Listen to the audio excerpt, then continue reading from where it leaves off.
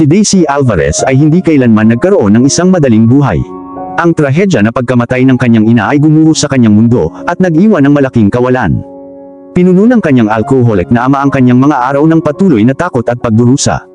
Matapos ang mga taon ng pang-aabuso, sa wakas ay nagkaroon siya ng lakas ng loob na iimpake ang kanyang mga bag at iwanan ang kanyang nakaraan.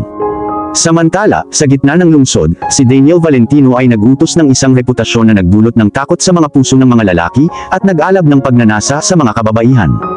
Bilang don ng notorious Italian mafia, pinamunuan niya ang kriminal na underworld na may kamay na bakal. Ang kanyang pangalan ay bumulong sa patahimik na tono. Ang kanyang kapangyarihan ay hindi mapag-aalinlanganan at hindi siya nagpakita ng awa sa mga tumawid sa kanyang landas, maliban sa isang exception, ang kanyang nakababatang kapatid na babae na si Lily. Namagitan ang tadhana at nag-cruise ang landas ni Daisy sa kilalang Daniel Valentino. Pareho silang galing sa magkaibang mundo. Paano magwawakas ang kanilang gusot na buhay? Nagising ako sa tunog ng alarm ko ng 5 a.m. Kailangan kong laging gumising ng maaga para makapagtrabaho ako sa tamang oras. Mayroon akong 3 trabaho sa fast food na kinasusuklaman ko, ngunit sa kasamaang palad, dahil hindi ako nakatapos ng high school, naging imposible para sa akin na makahanap ng mas magandang trabaho. Habang nagbibihis ako, sinubukan kong huwag masyadong maingay para hindi ko magising ang mga kasama ko. Kinailangan kong maglakad papunta sa trabaho dahil hindi ko kayang bumili ng pampublikong sasakyan. Inilagay ko ang aking mga kamay sa aking bulsa at tinahak ang daan patungo sa aking unang trabaho. Pagkatapos magtrabaho ng 2 sa aking mga trabaho, ako ay napagod.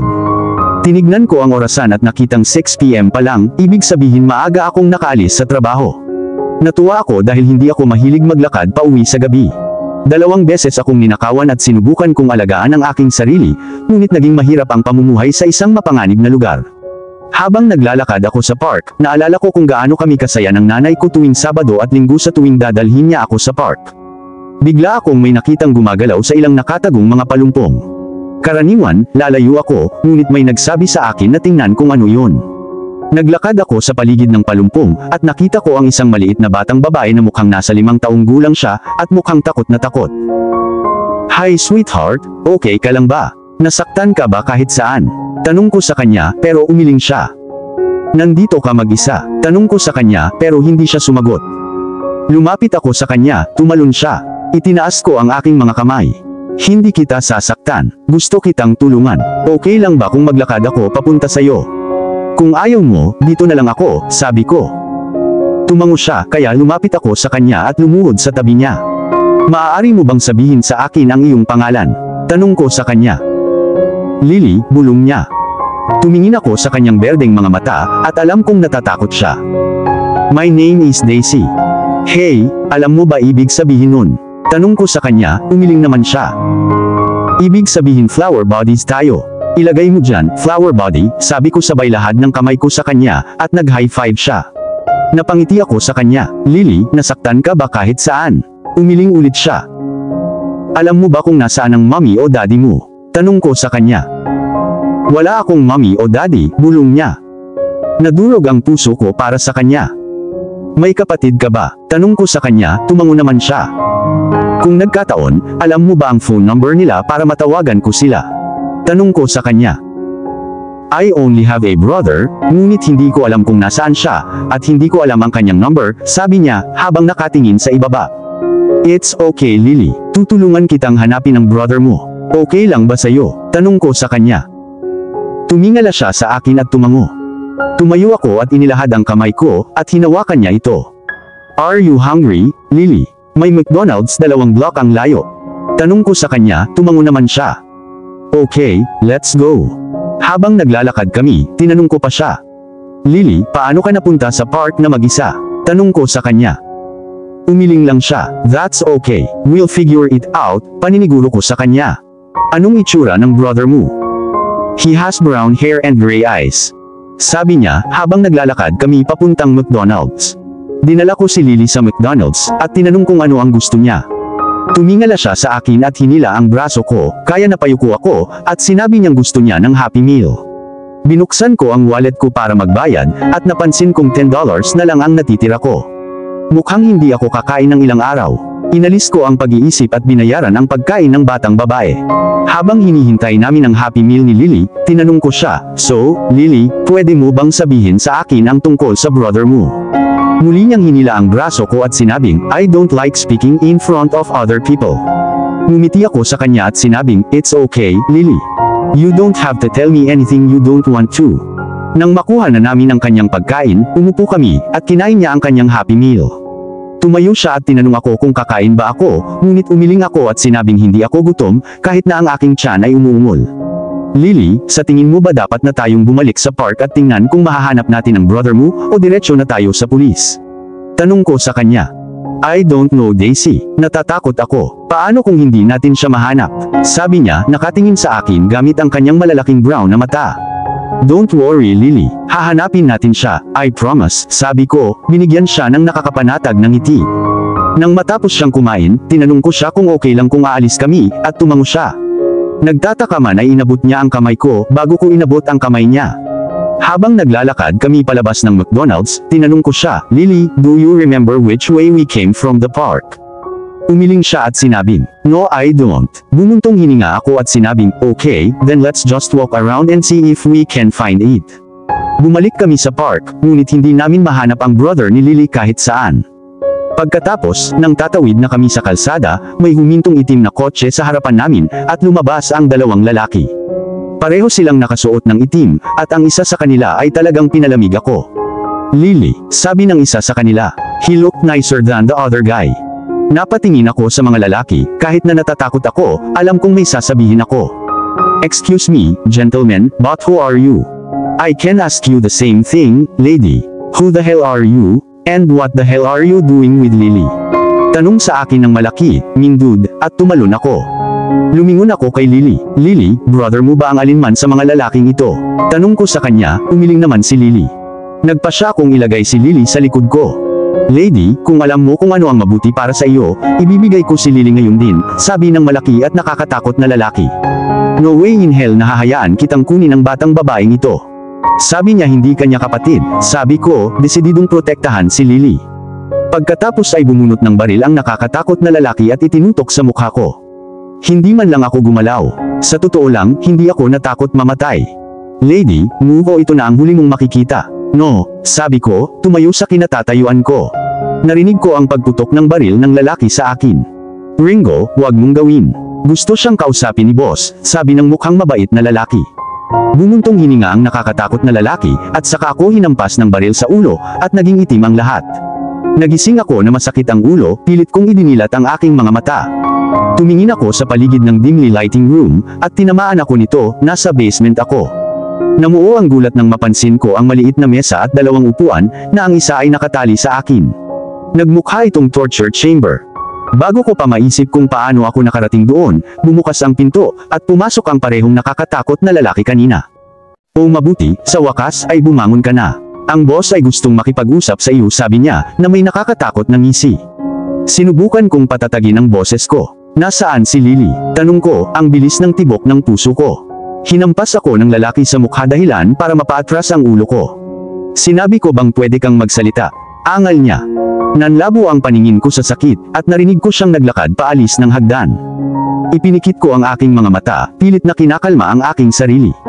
Noong bata pa ako, lagi kong iniisip na mamamatay ako sa kamay ng aking ama, ngunit hindi ko inaasahan na hahantong ito sa ganito. Nag-aalala ako kay Lily, ang tanging taong pinapahalagahan ko sa mundong ito. Umalangaw-ngaw ang tunog ng mga yabag sa silid, at narinig ko ang papalapit na dalawang lalaki. Ang isa sa kanila ay ang parehong nakakatakot na lalaki, ngunit ang isa ay isang estranghero. Naglakad siya palapit sa akin, at hindi ko maiwasang mapatingin. Nakasuot siya ng black suit, and my God, he looked gorgeous. Mayroon siyang mapupungay na kulay abong mga mata na tila nakaharap sa akin, at ipinakita niya ang kumpiyansa at kapangyarihan. Tumingin siya sa akin na may kakaibang ekspresyon, at naramdaman ko ang aking sarili na lumiit sa ilalim ng kanyang mga tingin. "Ringo, iwan muna kami," aniya, at mabilis na lumabas ng kwarto ang lalaki.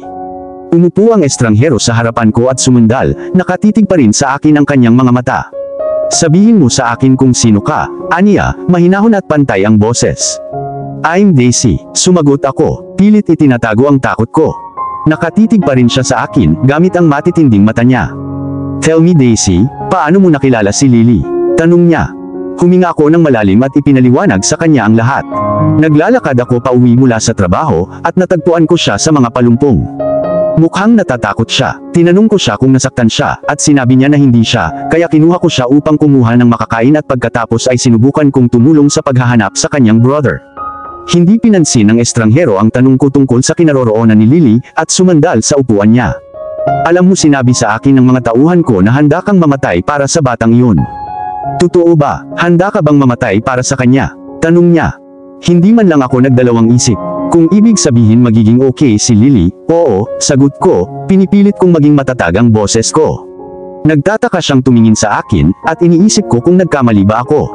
Sabihin mo sa akin kung bakit ka mamamatay para sa taong hindi mo kilala. Hindi ka ba natatakot mamatay? Tanong niya, his eyes boring into mine. Hindi ako natatakot. Kung sa pamamagitan ng pagpatay sa akin ay mabubuhay ang isang inosenteng batang babae, kung gayon walang dahilan para matakot. Sabi ko, umaasang makumbinsi siya. Bigla siyang naglabas ng baril at nilagay sa leeg ko. Hindi ako kumibo o kumurap man lang. Sabihin mo, natatakot ka na ba ngayon? Tanong niya, baka sa boses niya ang pagkatuwa. No, sabi ko, handang tanggapin ang aking kapalaran. Pero ginulat niya ako, sa halip ay pinutol niya ang mga restraint sa aking mga pulso. Iminulat ko ang mga mata ko nang makita ko siyang nakatayo ulit sa harapan ko. Daisy, let me introduce myself. My name is Daniel Valentino, and I am Lily's brother, Anya. Medyo gumaan ang loob ko nang malaman kong brother siya ni Lily. So okay lang si Lily? Itinanong ko. Yes, okay lang si Lily, sagot niya. Malamig pa rin ang boses niya gaya ng dati. Daisy, I'm going to be frank with you. Hindi ko maintindihan kung bakit mo ginawa ang ginawa mo para sa kapatid ko. Hindi ko maintindihan kung paano mo siya nagawang kausapin. Literal na ako lang ang taong nararamdaman niya na komportable sa paligid. Ako lang ang kausap niya mula nang mamatay ang mga magulang namin, kaya nakakagulat sa akin ang katotohanan na kinausap ka niya at pinrotektahan mo siya sa buhay mo. Lumipat ako sa upuan ko, ramdam ko ang bigat ng mga sinabi niya. Parang hindi naman siya galit, but his tone was still very pointed. Hindi ko ito karaniwang gagawin, ngunit handa akong mag-alok sa iyo. You are completely underqualified and unprepared, Anya. Ang kanyang mga mata ay tumusok sa mata ko. Gayunpaman, wala pang nakakakonect sa kapatid ko noon, bukod sa akin. So eto ang offer. You can work for me as a nanny, or you can die. The choice is up to yours. Sabi niya, malamig ang boses niya at hindi nagpapatalo. Hindi ako makapaniwala sa narinig ko. Binigyan niya ba talaga ako ng ultimatum ng ganito? Hindi pa ako napunta sa ganitong uri ng sitwasyon dati, at hindi ko alam kung paano magre-react. Tumingala ako sa kanya, sinusubukan kong basahin ang ekspresyon niya, ngunit hindi siya mabasa. So, do you accept? Tanong niya na hindi umaalis sa mata ko. Huminga ako ng malalim at inisip ang mga options ko. Maaari akong tumanggi at subukang tumakbo, ngunit iyon ay tila isang parusang kamatayan. O kaya kung tanggapin, at makita kung saan ako dinala nito. Hindi ko alam kung ano ang hinaharap, ngunit alam ko na gusto kong protektahan si Lily, at kung ang pagtatrabaho para sa lalaking ito ang tanging paraan para gawin iyon, gagawin ko yun. I do, sabi ko, trying to sound confident, kahit wala akong naramdaman. Good, sabi niya at tumayo at lumapit sa akin. Sundan mo ako. Tumayo ako at sinundan siya, palabas ng basement. Umakyat ako sa hagdan at pumasok ang isang magandang hardin, at sa harap nito ay ang pinakamalaking mansyon na nakita ko. Ang lugar na ito ay mas malaki kaysa sa anumang pelikulang napanood ko. Pumasok kami sa loob at umakyat sa hagdan, at pagkatapos ay bumaba sa pasilyo patungo sa tila isang opisina. Pumasok na ako sa loob, at hindi ko maalis ang pakiramdam na may masamang mangyayari. Pagkapasok namin, umupo siya sa desk niya, at sinenyasan akong maupo sa harap niya. Daisy, I need you to understand that this is not a normal job. You are not just a nanny. You are here for a very specific reason, sabi niya. Napakunot ang noo ko sa pagkalito. Anong ibig mong sabihin? Itinanong ko. Dinala ka dito para alagaan si Lily? Oo, but also to keep her safe. May mga tao dyan na gustong saktan siya. You will be responsible for her well-being, no matter what, sabi niya. Bumilis ang tibok ng puso ko sa pagbanggit ng panganib. Anong klaseng panganib? Itinanong ko. Sumandal si Daniel sa upuan niya, nakatutok ang mga mata niya sa akin. Ang uri ng panganib na kaakibat ng pagiging mayaman at makapangyarihan. Mayroon kaming mga kaaway na hindi titigil sa anumang paraan para pabagsakin kami. At kung hindi nila kami direktang makukuha, hahabulin nila ang aming mga mahal sa buhay. Kaya nga kailangan namin ng isang tao, tulad mo, isang taong hindi natatakot na lumaban kung kinakailangan, paliwanag niya. Umupo ako doon, sinasagot ang mga sinabi niya. Tiyak na hindi ito ang aking nilagdaan. Pero hindi ko maitatanggi na may parte sa akin na naiintriga. Hindi ko kailanman naramdaman na may layunin ako sa buhay, at marahil ito yun. Marahil ay makakagawa ako ng pagbabago, kahit na ang ibig sabihin nito ay ilagay ang aking sarili sa panganib. Naiintindihan ko, sabi ko sa wakas. Gagawin ko ang lahat para protektahan si Lily. Tumango si Daniel, sumilay ang maliit na ngiti sa kanyang mga labi. Good. Alam kong maaasahan kita. Paglabas ko ng opisina niya, tumatakbo ang isip ko. Ako ay itinapon sa isang buong bagong mundo, kung saan ang panganib ay nakatago sa bawat sulok. Ngunit handa akong harapin ito ng maaga, alang-alang kay Lily at sa kanyang pamilya. Bumaba ako ng hagdan at nakasalubong ko ang isang babaeng nakatayo sa gitna ng sala. Tumingin ako sa kanya at sa totoo lang, natakot siya sa akin.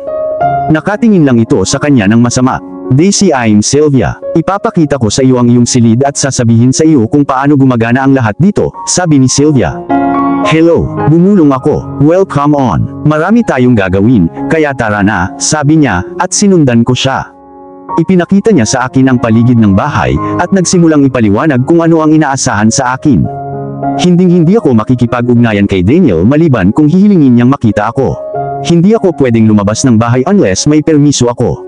Bawal akong makipag-usap, unless kinakausap ako ng mga tao sa paligid dito. Karaniwang hindi ako pinahintulutang gumawa ng maraming bagay.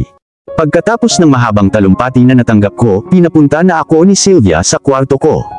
Karamihan sa mga tauhan dito ay pinayagang umalis ayon sa gusto nila, kaya hindi na nila kailangang magpalipas ng gabi dito.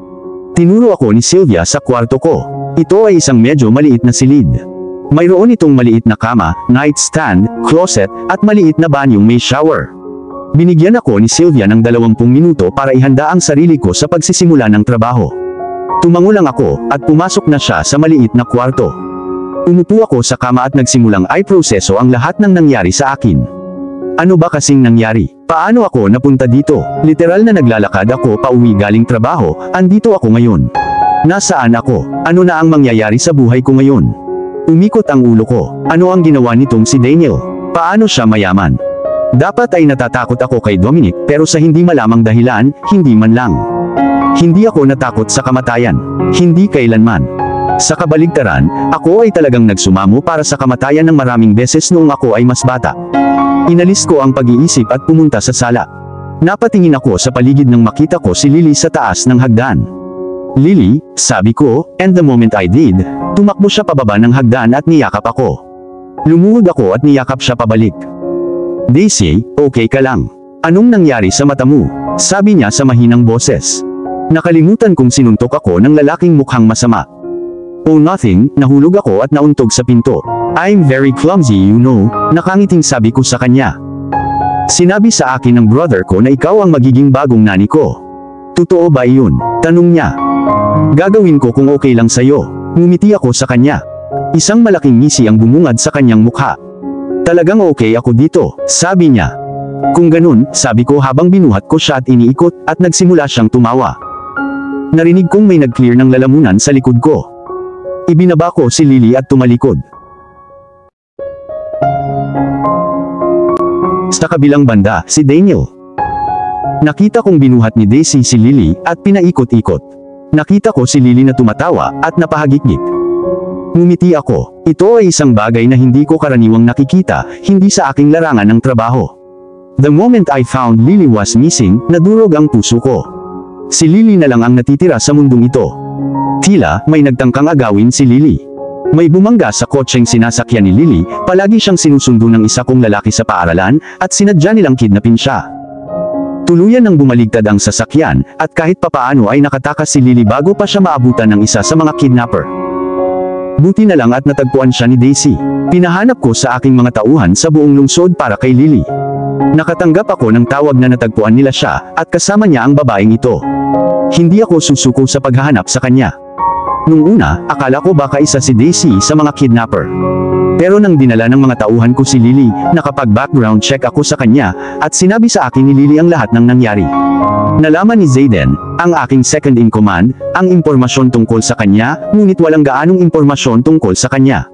Gayunpaman, nakatulong ito sa akin na malaman na hindi siya isa sa mga kidnapper. Pagbaba ko sa basement, siguradong nagulat siya sa akin. Sina Zayden at Ringo ang nakahanap kay Lily. Sinabi nila sa akin kung ano ang nangyari nang matagpuan nila siya. Protective talaga si Daisy kay Lily. Ngayon pa lang niya nakilala si Lily, at handa niyang isuko ang kanyang buhay para sa isang babaeng hindi niya halos kilala. Noon ko nalaman na kailangan ko siyang kunin. Kailangan kong gawin ito para kay Lily. Alam kong isang dick move ang pagbabanta sa kanya, ngunit kailangan kong tanggapin siya. I cleared my throat at tumalikod sina Daisy at Lily. Kuya Dan, sabi ni Lily, at tumakbo siya papunta sa akin. So is Daisy really staying? Tanong niya. She definitely is, sabi ko habang nakatingin sa kanya. Masasabi kong si Daisy ang tahimik na tipong kinakabahan. Gayunpaman, ang ikinagulat ko rin nang makilala ko siya ay ang katotohanang hindi siya natatakot sa akin. Halos lahat ng nakilala ko ay natakot sa akin. Gayunpaman, para sa ilang kakaibang dahilan, si Daisy ay tila hindi. Mukhang hindi rin naman siya natatakot sa kamatayan, kaya napaisip ako sa pinagdaanan niya para hindi siya matakot mamatay.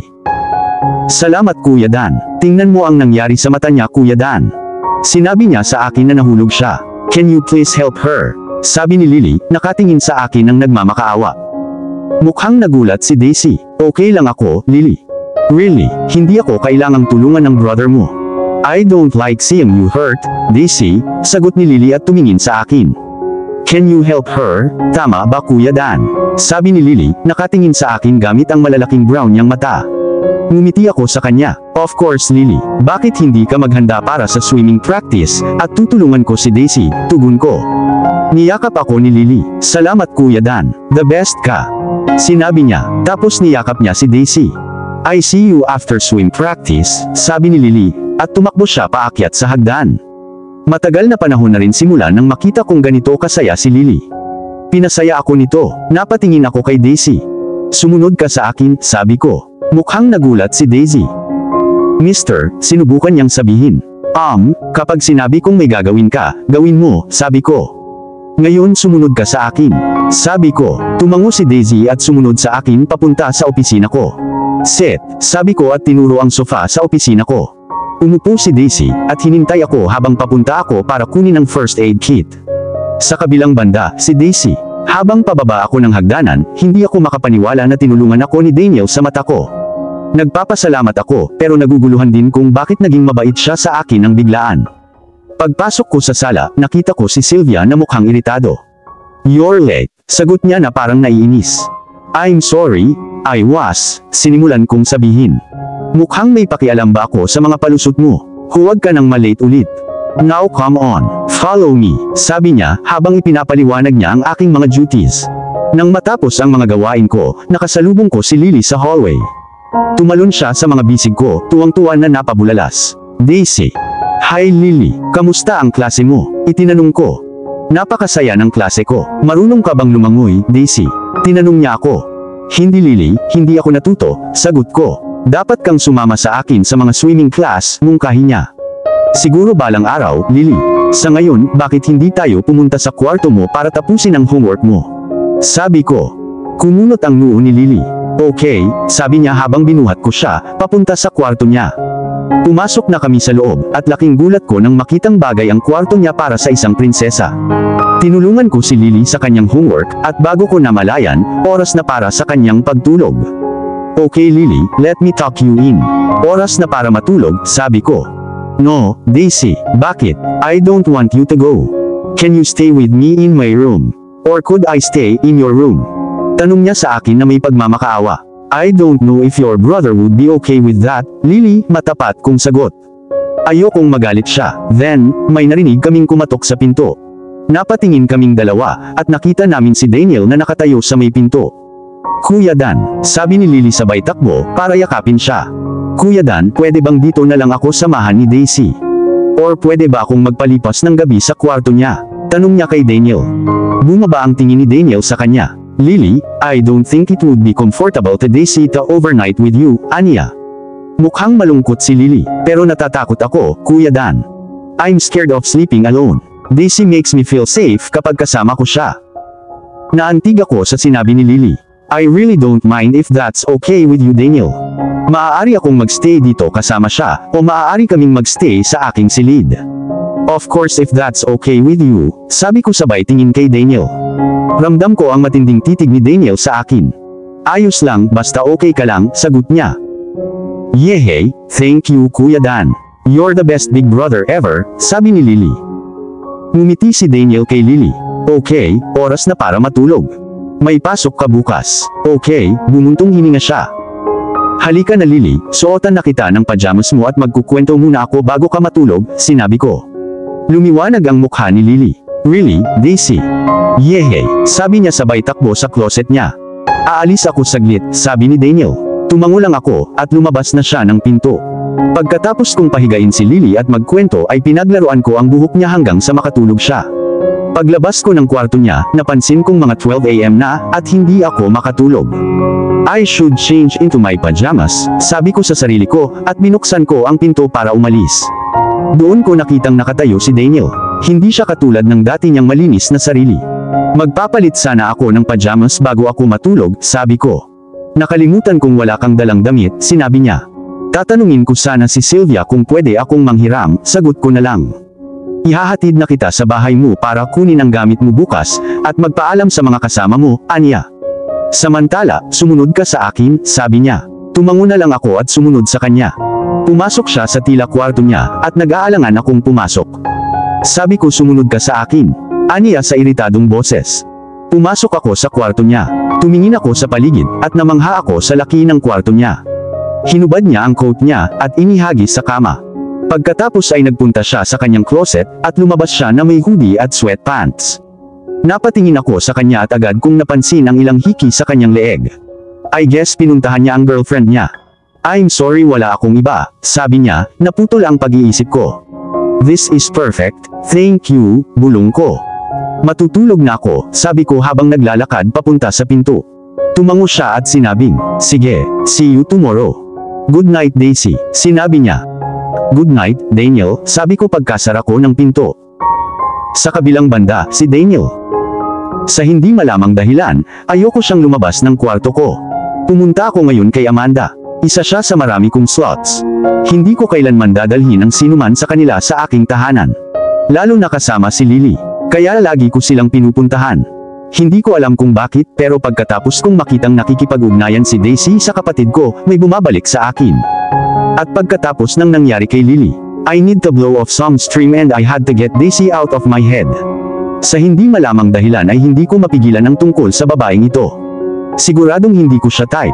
Siya ay isang makulit, tahimik, sweet na babae. Pero sa di malamang dahilan ay napahawak ako sa ulo niya. Akala ko kapag nakitulog ako kay Amanda ay titigil na ako sa pag-iisip tungkol sa kanya, ngunit hindi ito nakatulong. Pagkatapos ay umuwi ako at nakita ko siya muli. Bakit hindi maalis sa isip ko ang babaeng ito? Nakatulog ako around 3 AM kakaisip sa kanya. Tumunog ang alarm ko ng 7. Binalak kong ihatid si Lily sa school, at pagkatapos ay ihatid si Daisy sa kanyang lumang apartment. Lumabas ako ng kwarto ko at papunta na ako sa opisina ko nang makita kong nakabukas ang pinto ni Lily at lumabas si Daisy na nakasuot ng dress. Fuck! Tumangala siya at laking gulat niya nang makita ako. Oh hello, good morning. Sinabi niya. Morning, sagot ko. Maghahanda na sana ako para ihatid si Lily sa school, sabi niya, at tumango ako. Sige, I'm going to be in my office. Let me know when Lily is ready and I'll drive you guys, sabi ko, umaasang makukuha niya ang mensaheng ayaw kong pag-usapan. Habang naglalakad ako papunta sa office ko, hinihintay ako ni Zayden. Anong ginagawa mo dito ng maaga? Inis na tanong ko. Well, good morning din sa'yo. Bakit galit na galit ka ngayong magandang umaga? Sabi niya sabay ngisi sa akin. Pumunta lang ako para itanong kung anong oras tayo pupunta sa opisina ngayon, dagdag niya. Mauna ka na sa akin. Ihahatid ko si Lily sa school, tapos ihahatid ko si Daisy sa dati niyang apartment para kunin ang mga gamit niya, sabi ko na umaasang aalis na lang siya. You're driving her. Hindi ko alam na masyado kang maalalahanin. Bakit mo siya kinukuha? Karaniwang hindi mo gagawin iyon. Magpapadala ka sana ng iba. Bakit ang bait-bait mo sa kanya? Tanong niya na lalong lumawak ang ngisi niya. I'm not being nice. I just don't want her to try and escape. She's new around here and I don't want her to try anything funny. Sabi ko, trying to sound convincing. Sure, if you say so, hindi makapaniwalang sabi niya. I do say so, Ungol ko, hoping na aalis na siya. Gusto mo ba si Little Miss Daisy? Tanong niya sa akin na bakas pa rin sa mukha niya ang ngisi niya. No, syempre hindi. How the hell would you ever get that idea? Putol ko. Dahil hindi mo gagawin ang anumang bagay na tulad nito, para sa sinuman maliban sa iyong sister. Sabi niya, na nabalisa. I am doing this for my sister. For some reason, gusto talaga ni Lily si Daisy, at gagawin ko ang lahat para mapasaya ang sister ko. Sabi ko, sinusubukan kong i-justify ang mga kinikilos ko. Sure, hindi, kumbinsido niyang sabi. You're getting on my nerves. Head to the office already, sabi ko, gusto ko siyang umalis. Will do, boss, nakangiti pa rin niyang sabi. Tapos may narinig akong kumatok sa pinto. Come in, sigaw ko at bumukas ang pinto.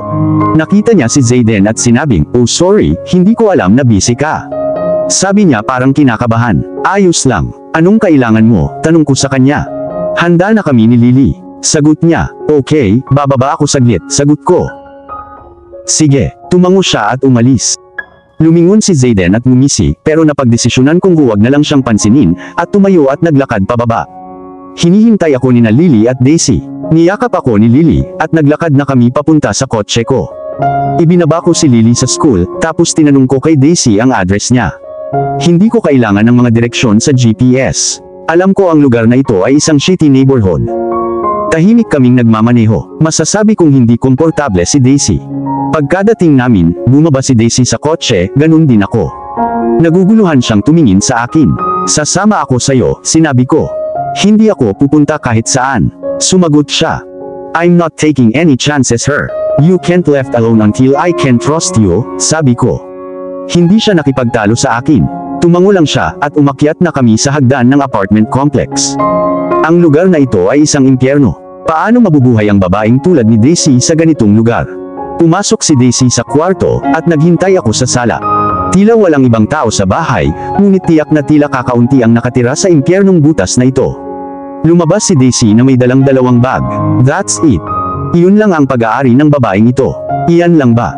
Tanong ko, tumango naman siya. Kailangan ko siyang bilhan ng bagong wardrobe. Sige, uwi na tayo, sabi ko. Sa kabilang banda, si Daisy. Habang papaalis si Daniel papunta sa trabaho, nakatayo ako sa harap ng bahay, hinahangaan ang magandang hardin na nakapalibot dito. Hindi ko napigilan ang pagnanais na tuklasin ito, kaya nagsimula akong maglakad-lakad, sinusubukan kong kunin ang bawat detalye. Ilang sandali pa ay bumalik na ako sa loob ng bahay, at pumunta sa library. Mahilig akong magbasa, at hindi ako makapaniwala kung gaano karaming mga libro ang naruroon. Kinuha ko ang isa na pumukaw sa aking mga mata at nagsimulang magbasa, ganap na nalilibang sa kwento. Bigla kong napagtanto na 3 PM na pala, at kailangan kong sunduin si Lily. Hindi ako sigurado kung sino ang maghahatid sa akin sa kanyang school, ngunit may dumating na isang lalaki at sinabing ihahatid niya ako doon. Nakarating kami sa school ni Lily, at pagkasakay na niya sa kotse, tinanong ko siya kung kumusta ang araw niya. Okay lang, sagot niya, ngunit nasasabi kong may mali. Are you sure, Lily? You can't tell me anything, sabi ko at sinusubukan ko siyang hikayatin na mag-open up. Pinagtatawanan ako ng ilang mga babae sa school ngayon, sa wakas ay inamin niya. Bakit? Tanong ko, nakaramdam ako ng galit sa ngalan niya. Hindi kasi ako mahilig makipag-usap sa mga tao. These two girls pushed me off the swings, sabi niya, ang boses niya ay halos hindi pa nabubulungan. That's not okay, Lily. I'm sorry kung nangyari yun sa iyo, sabi ko, trying to comfort her. Ayokong malaman ng brother ko, mabilis niyang sabi. Hindi ko sasabihin sa kanya, Lily. But I think we should talk to your teacher, sabi ko. No, please don't, Daisy. Mas lalo pa nila akong pagtatawanan, sabi niya na mas malungkot pa kaysa kanina. Naiintindihan ko ang nararamdaman mo, Lily. Ganoon din ang nangyari sa akin noong nag-aaral ako, sabi ko, umaasang makikipag-ugnay sa kanya. Really? Tanong niya, nanlaki ang mga mata niya sa gulat. Yes, really, and my mommy helped me, nakangiting sabi ko sa kanya. Anong ginawa ng mommy mo? Tanong niya na ikinagulat niya. She talked to my teacher, and the teacher started checking up on me more often. Sa wakas, hindi na ako binubuli ng mga babae, wika ko. Really, they just stopped? Tanong niya, mukhang umaasa. Yes really, and I think we should talk to your teacher too, Lily. Pero kung gusto mo lang, sabi ko. Okay, sabi niya, dahan-dahang tumango ang ulo. Thank you for telling me, Lily. And remember, I'm here for you. Sabi ko at binigyan siya ng mainit na yakap. Where's your mommy now? Tanong niya bigla. She's in heaven, sagot ko na may bahid ng lungkot. Just like my mommy and daddy, mahina niyang sabi. Yes, pareho tayong may anghel na nag-aalaga sa atin, wika ko, sinusubukang maging masayahin. What about your daddy? Tanong niya, parang curious. Matagal ko na siyang hindi nakikita, Lily. Sabi ko, pilit na pinapatatag ang boses ko. Bakit hindi? Tanong niya, tila nag-aalala. He wasn't a nice daddy to me, Lily. Sabi ko, naramdaman kong tumutulo ang mga luha ko. So you don't have mommy and daddy like me? Sabi niya, parang nakikiramay. No I don't, sabi ko, naramdaman kong may namumuong bukol sa aking lalamunan. It's okay Daisy, you have me and my brother. We can be your family, sabi niya, nagniningning ang mabait niyang puso. Ngumiti ako sa kanya, nakaramdam ako ng pananakit sa mga sinabi niya. Thank you Lily, that means a lot to me, sabi ko. Do you want to be my sister? Tanong niya. Ngumiti ako sa kanya, I would love to be your sister. Sagot ko, at niyakap namin ang isa't isa. Pagkatapos ay nakauwi na kami, at tinulungan ko si Lily sa kanyang homework. 2 linggo na ang nakalipas, mula nung huli kong nakita si Daniel. Sinabi ni Lily na naging busy siya, at late na umuwi, at aalis ng maaga. Na-curious ako kung ano ang pinagkakaabalahan niya, pero ayoko namang silipin. Pinilit ni Lily na manatiling malapit sa kanya, kaya pinalipat niya ako sa isang malaking silid sa itaas, sa tabi mismo ng silid ni Daniel. Minsan, sa kwarto niya ako matutulog, o sa kwarto ko siya matutulog. Isang gabi, pagkatapos patulugin si Lily, lumabas ako ng kwarto niya at nakita ko si Daniel. Hawak-hawak niya ang braso niya, at ang sando niya ay puno ng dugo. Oh my God! Takot kong sabi. Tumahimik ka, baka magising si Lily, sinabi niya. I'm sorry, okay ka lang? Nag-aalalang tanong ko sa kanya. Oo, ayos lang ako, sagot niya. Paano ka magiging maayos? Dumudugo ang braso mo, sabi ko. Don't worry about it, just go to bed, wika niya. Please let me help you, sabi ko. No, hindi na kailangan, sabi niya. Please, let me help you. You helped me once. Please let me return the favor, giit ko. Please, Daniel. Fine. Follow me, sabi niya habang sinusundan ko siya papasok sa kwarto niya, at saka papasok sa banyo niya. Nandoon ang first aid kit, sabi niya sabay turo sa salamin. Binuksan ko ang kit at naglabas ng gauze at antiseptic solution. Please sit down, sabi ko, at umupo siya sa counter. Pwede bang uncover mo ang iyong sugat? Itinanong ko. Ngumisi siya at hinubad ang sando niya. Pakiramdam ko na mula ako, pero nawala lahat ng iyon nang makita ko ang mga sugat niya. May saksak siya sa braso at sa dibdib. Oh my God! Sinong gumawa nito sa'yo? Sigurado ka bang okay ka lang? Sabi ko. Ayos lang ako, sabi niya. Baka kailangan mo ng tahi, sabi ko. No, ayos lang, sabi niya. Tumango ako, at nagpatuloy muna sa paglilinis sa sugat sa braso niya. Hindi man lang siya kumibo nang linisin ko ito. Ginawa ko ang lahat ng aking makakaya at nag-iwan ng malinis na gasa at tinakpan ito ng isang elastic bandage. Pagkatapos ay nilinis ko yung sugat niya sa dibdib. Hindi naman kasing laki ng nasa braso niya kaya nag-iwan lang ako ng maliit na benda. All done, sabi ko. Thank you, sabi niya. You're welcome. I hope you get better soon. Matutulog na ako, sabi ko. Nagsimula na akong maglakad palabas ng banyo, pero pinigilan ako ni Daniel at niyakap ako. Nakaakbay sa akin ang magkabilang braso niya, at literal na nabigla ako. Hindi ko alam ang gagawin ko, kaya nanatili lang akong nakatayo. Ginagawa ito ng mami ko nung bata pa ako. Lagi niya akong tinatapalan tuwing may nangyari sa akin, aniya. Tapos binitawan niya ako. Nang bitawan niya ako, napagtanto kong nakatitig ako sa kanya. Nakalimutan kong wala pala siyang sando. Siya ay may katawan ng isang Greek god. This guy definitely liked to work out. Naramdaman kong namumula na naman ako. Ngumisi siya. Gusto mo ba ang nakikita mo? Sinabi niya. Matutulog na ako, sabi ko at nagmadaling pumunta sa pinto. Good night, Daniel, sabi ko paglabas ko ng banyo. Good night, Daisy, Anya. Tumakbo ako papunta sa kwarto ko, at isinara ang pinto sa likod ko. What the heck just happened? I thought. Sa kabilang banda, si Daniel. Ang pag-aalaga sa akin ni Daisy ay nagpabalik ng mga alaala noong bata pa ako. Ang mami ko ay laging nandyan para sa akin. Lagi niyang ginagamot ang mga sugat ko. Walang sinuman maliban sa aking ina ang gagawa noon para sa akin. Kaya naman niyakap ko siya. Alam kong hindi dapat, pero naramdaman kong kailangan ko. These past 2 weeks have been hell. Napakalapit ko nang mahanap ang mga kidnappers ni Lily. Kaya ako nasaksak ngayong gabi. Nakakita ako ng may kaugnayan sa kanyang pagkidnap, at sinubukan niyang lumaban at sinaksak ako ng bastard. Ipinakulong namin siya sa basement. Bukas ay kukuha ako ng mga sagot. Nagising ako kinaumagahan bago ang alarm ko. Naghanda na ako at bumaba na. Nakita ko sa kusina sina Lily at Daisy na nag-aalmusal. Kuya Dan, sabi ni Lily at tumakbo papunta sa akin. Hi Lily, sabi niya sabay yakap sa likod niya. Napatingin ako kay Daisy at namula siya. Good morning, sabi ko. Good morning, sagot niya, at saka tumingin sa pagkain niya. Kuya Daniel, I haven't seen you in forever, sabi niya na mukhang malungkot. I'm sorry Lily, I've been busy, I know. Sabi niya na mukhang malungkot. Hey, I'll make it up to you. How about, sinubukan kong sabihin. Why don't you spend the day with me and Daisy today? Sabado ngayon, at wala akong pasok ngayon, sabi niya sabay ngiti sa akin. Lily, I can't today. Simula kong sabi at tumulo ang luha niya. God, hindi ko kayang paiyakin ang kapatid ko. Okay Lily, we'll spend the day together, sabi ko. Ang bastard na binalak kong bugbugin ngayon ay maghihintay. Yehey, sabi niya sabay yakap sa akin. Sa kabilang banda, si Daisy. Lumingon si Lily kay Daniel na may pag-asa sa mukha. Pwede ba tayong pumunta sa karnabal? Tanong niya sa kanya. Tinatanong ko si Daisy, pero sabi niya bawal daw tayong lumabas. She's right, bawal kayong lumabas, pero pwede naman kayong lumabas kasama ko, sagot ni Daniel at napangiti si Lily. I'm going to get ready. Anunsyo niya sabay takbo palabas ng kwarto. Nang makaalis na si Lily, lumingon ako kay Daniel at tinanong, kumusta ang pakiramdam mo? Tanong ko.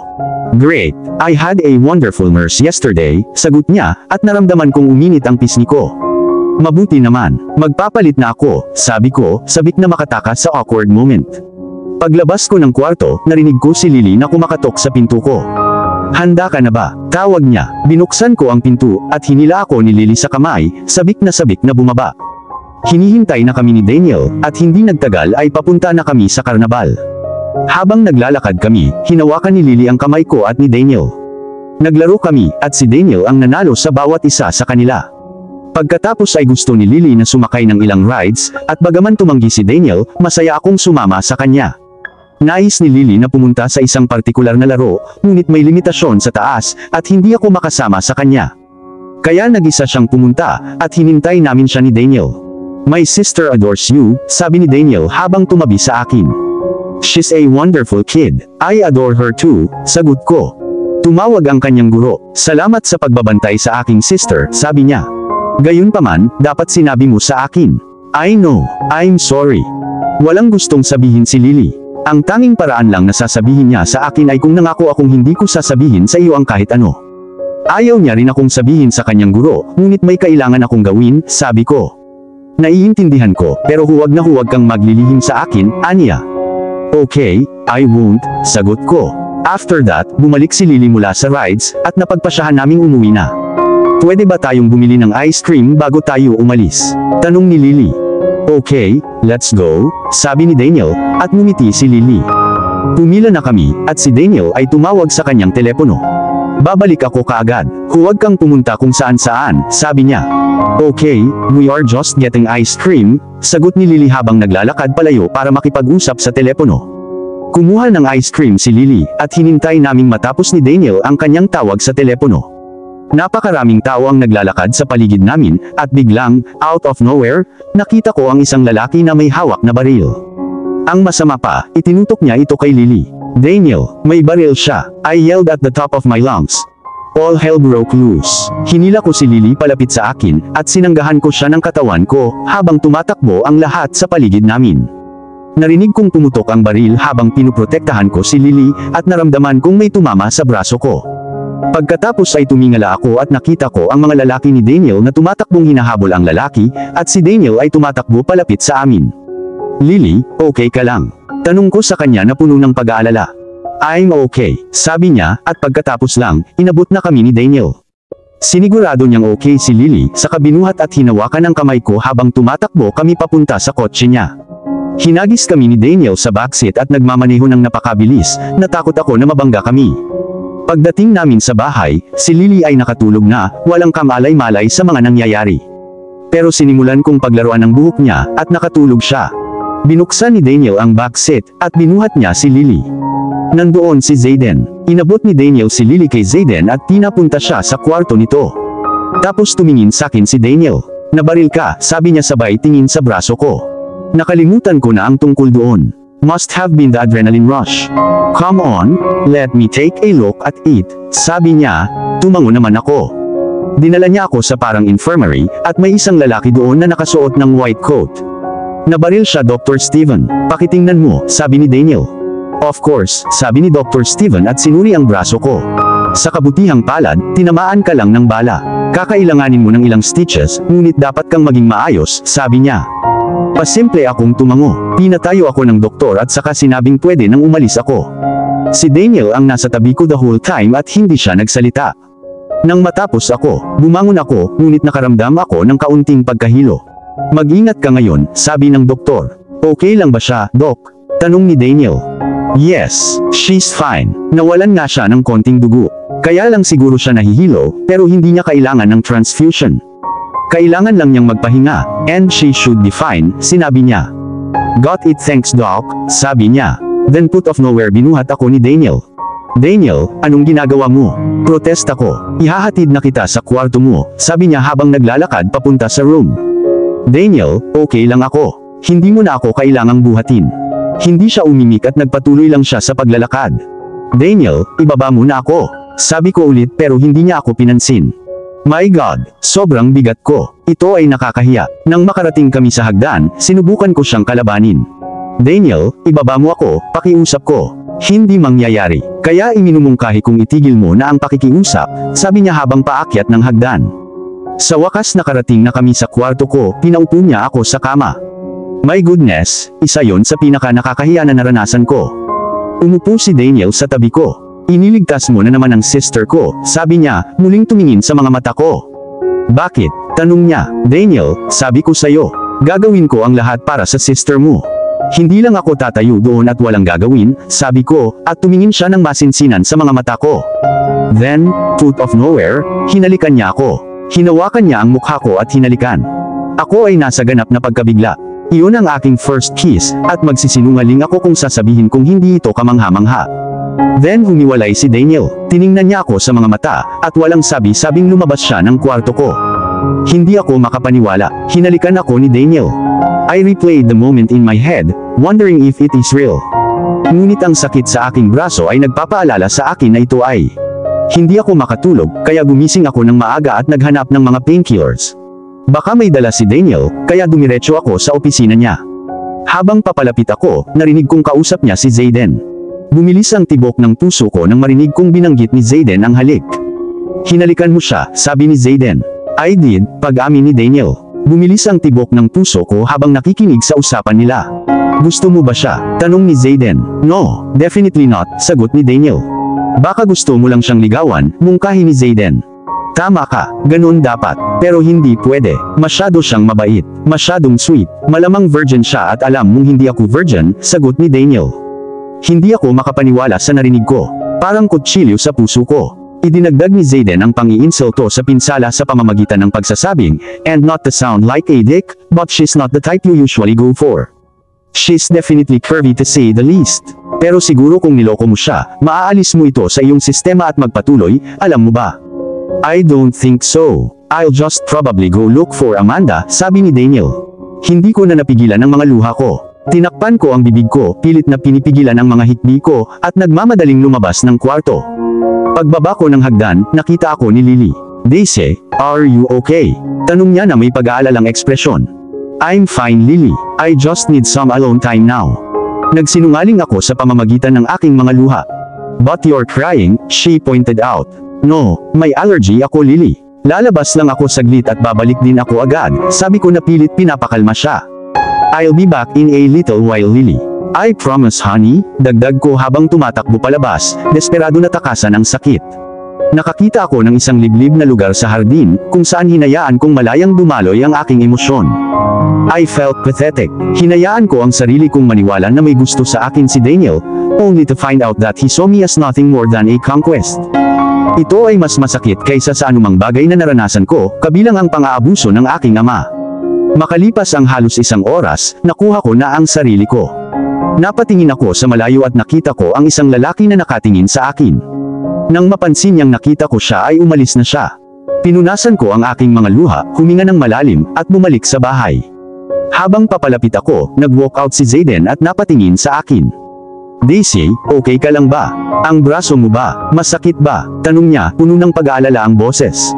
I'm fine, thanks, sabi ko, pilit na nilalagpasan siya. Pero pinigilan niya ako. Daisy, I know something is wrong. Namamaga talaga ang mata mo. Umiiyak ka na. I can tell, Anya. I really am fine, Zayden. Now, if you'll excuse me, kailangan kong tingnan si Lily, sabi ko, halos tumakbo palayo sa kanya. Hindi ko kayang harapin ang sinuman ngayon. Kailangan ko ng oras para i-proseso ang lahat, at alamin kung ano ang susunod na gagawin. Pero isang bagay ang sigurado, hindi ko hahayaang saktan ulit ako ni Daniel o ng iba ng ganito. Sa kabilang banda, si Daniel. I felt such an asshole. Iniisip ko yung usapan namin ni Zayden kanina. Best friend ko siya, kaya naman sinabi ko sa kanya na hinalikan ko si Daisy.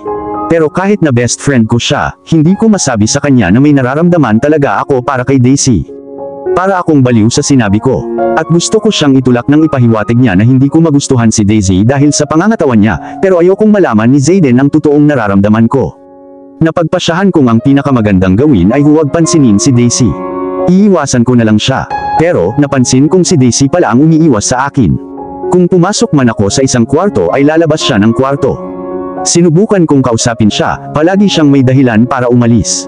Dahil siguro sa halik, isang buwan na ang lumipas at hindi ko na kinaya.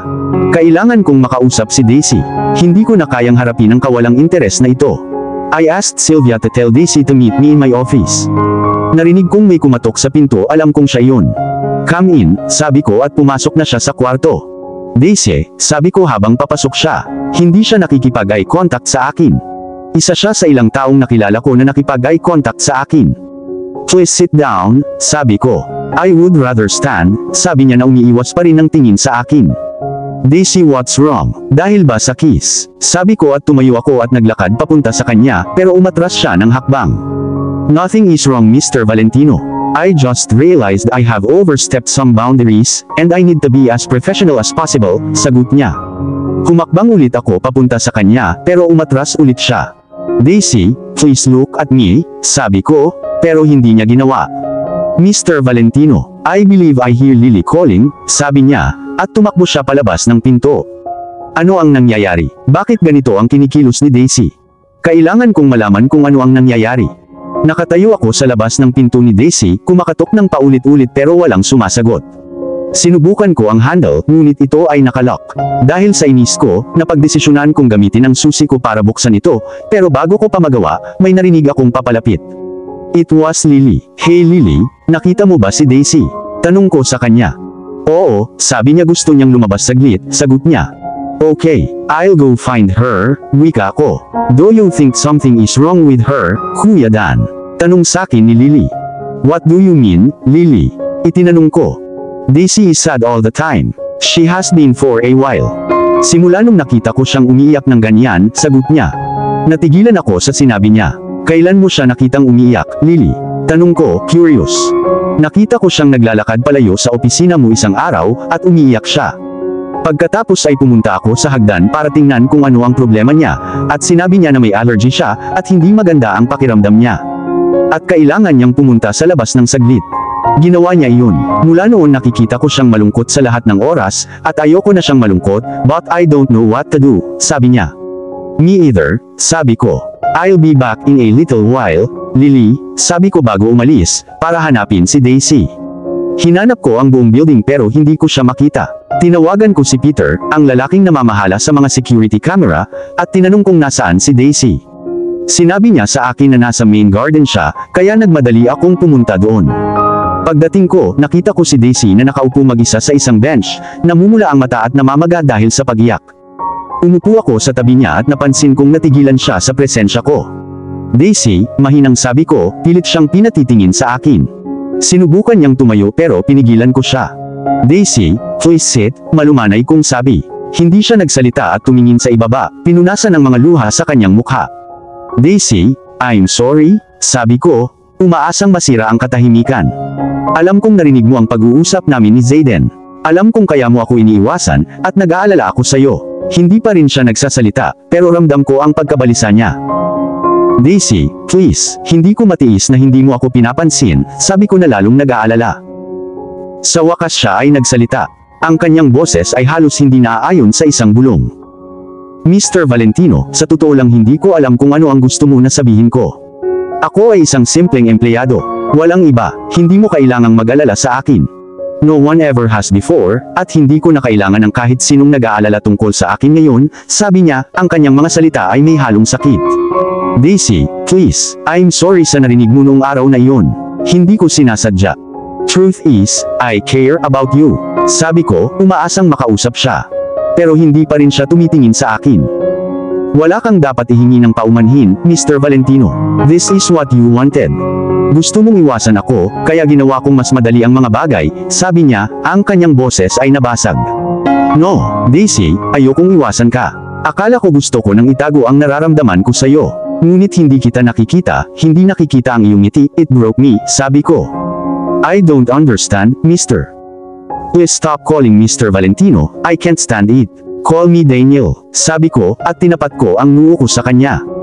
Daniel, hindi ko alam kung ano ang gusto mong sabihin ko. Sabi niya, tapos idinampi ko ang labi ko sa labi niya. Sa kabilang banda, si Daisy. I decided na mas mabuting iwasan na lang si Daniel.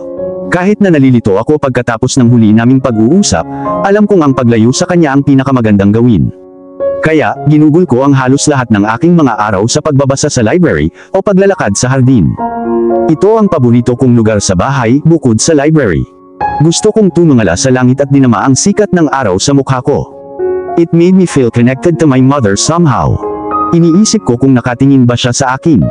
Ngunit sa partikular na araw na ito, mas naging emosyonal ako kaysa karaniwan.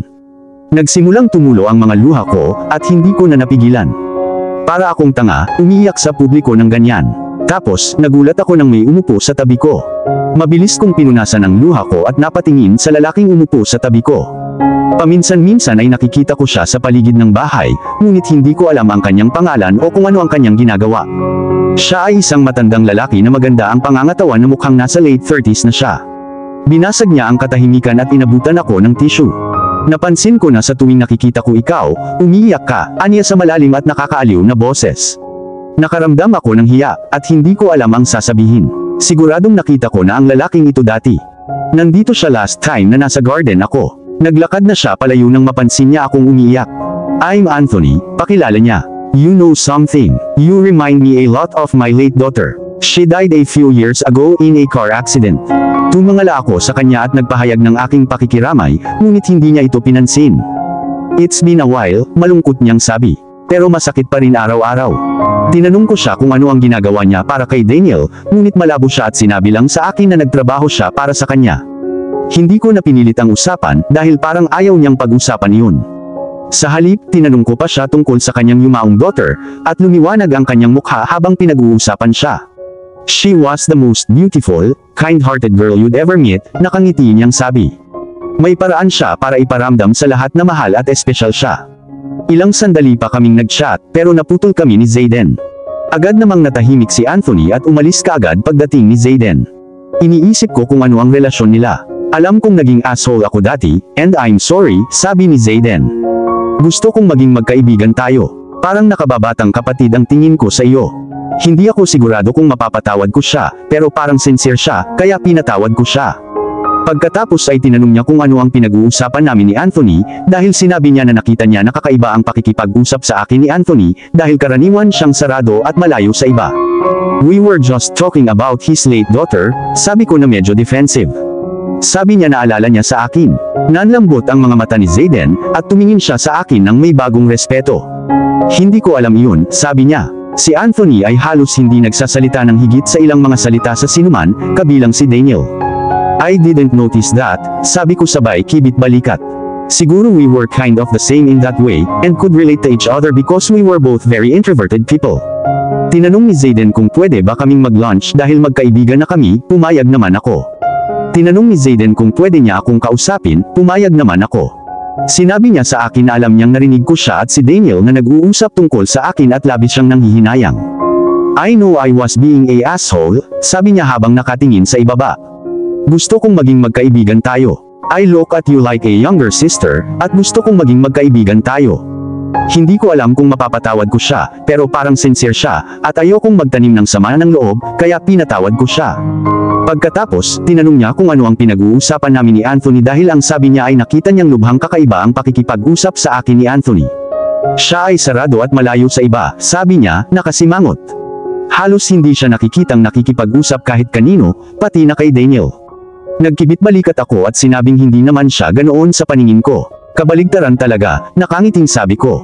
He's very kind and a good listener. Maybe we're kind of the same in that way, and that's why we could relate to each other and talk to each other. Mukhang nagulat si Zayden pero tumango. Oo, baka tama ka, nakangiting sabi niya. Hey, since magkaibigan na tayo, gusto mo sabay na tayong mag-lunch? Ngumiti ako at sinabing oo. Gaya ng nakagawian, hindi mahirap na gawain ang pag-iwas kay Daniel dahil parang hindi siya umuwi. Sabado noon, at buong araw kong kasama si Lily. I tried my best to put on a brave face for her. Gayunpaman, mahirap iyon sa tuwing nakikita ko ang kanyang kapatid. Si Lily ay umidlip, at nagpa siya akong maligo.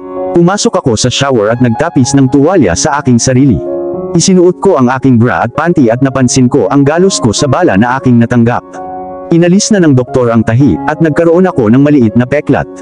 Pagkatapos ay tumingin ako sa ibaba, at nakita ko ang natitirang mga peklat ko na nakakalat sa aking katawan. Ang lahat ng mga peklat na ito ay ibinigay sa akin ng aking tinatawag na dad. Palagi niya akong binubugbog ng walang dahilan, kahit na lagi ko siyang susundin at gagawin lahat ng hinihiling niya sa akin.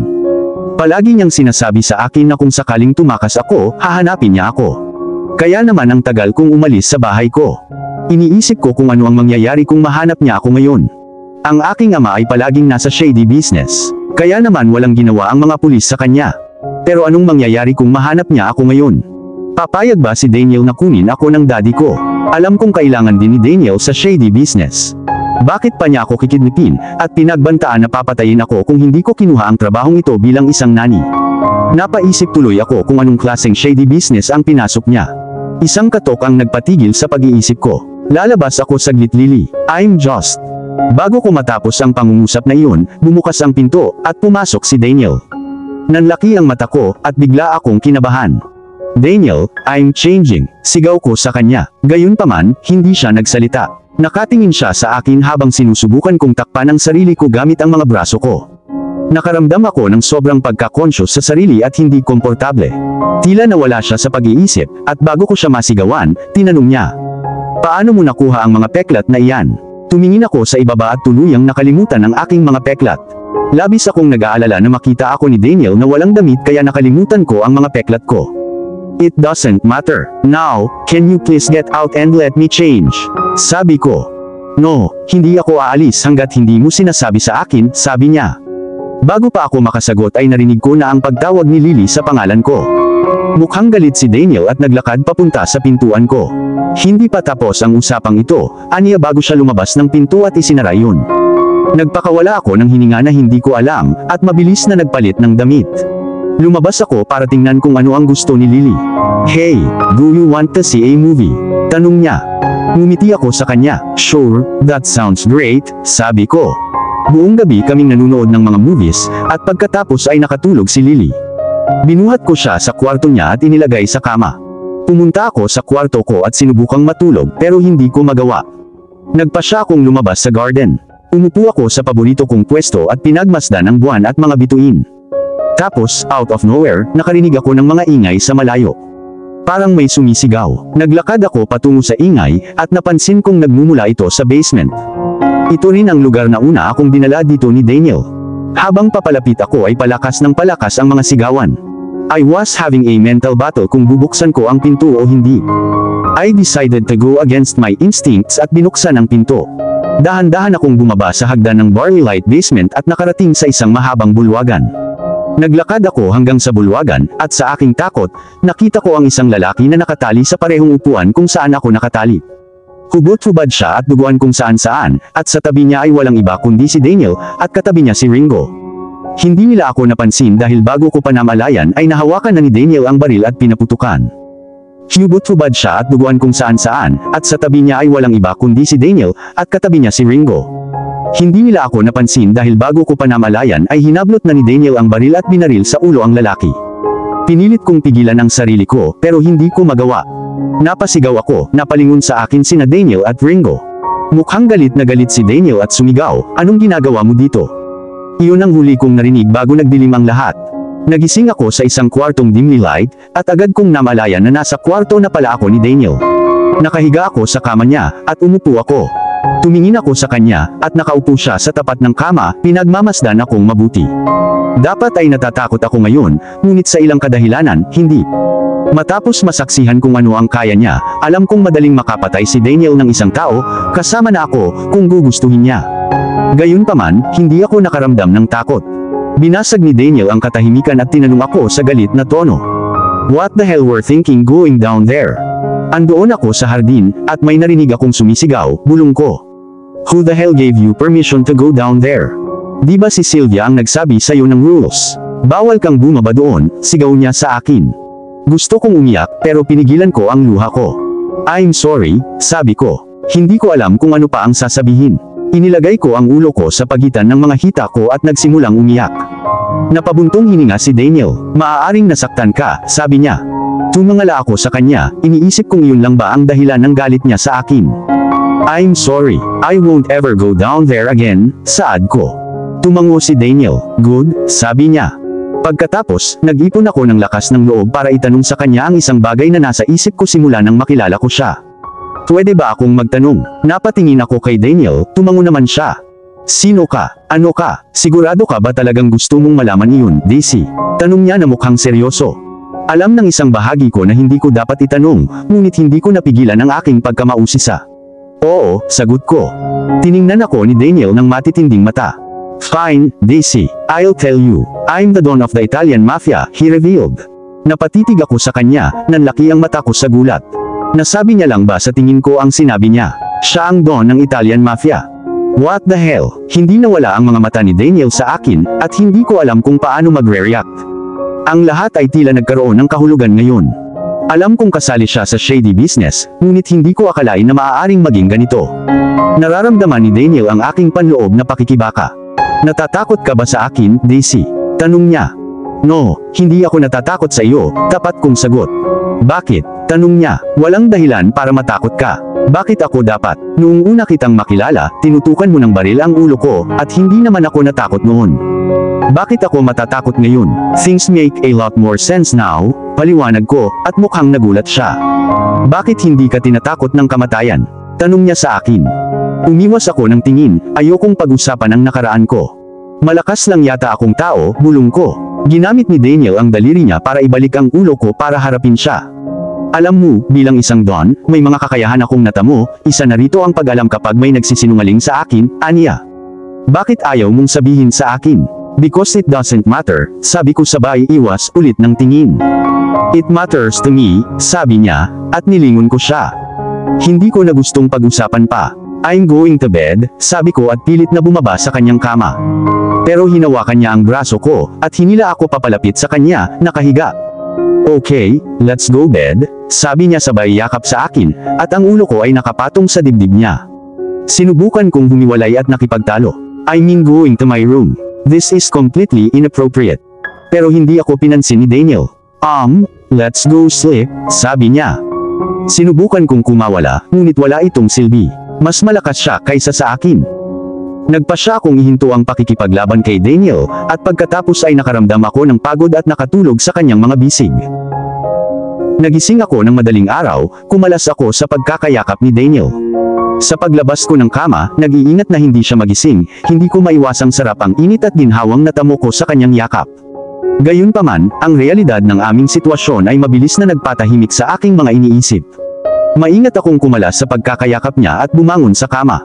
Unfortunately, nagising siya. Binuksan niya ang kanyang mga mata, at lumingon siya sa akin. "Bakit ang aga mo, Daisy?" tanong niya sa akin na may pagod na mga mata. "Ayoko lang na pumasok si Lily dito at magkamali ng ideya," sabi ko. "Anong ideya ang makukuha niya?" tanong niya sa akin na nakataas ang kilay. Umiwas ako ng tingin at tumugon, "Sa tingin ko lang ay mas mabuti kung pumunta ako sa aking silid," sabi ko sabay takbo palayo bago pa makasagot si Daniel. Tahimik, tinungo ko ang sarili kong kwarto at nagpas siyang maligo ng mabilis bago harapin ang araw. Nakatulong ang mainit na tubig sa pag-alis ng aking isipan, at nagbihis ako ng simpleng ngunit komportableng damit. Habang papunta ako sa kusina, napuno ng hangin ang amoy ng bagong timplang kape, na nagbibigay ng nakakaaliw na pamilyar.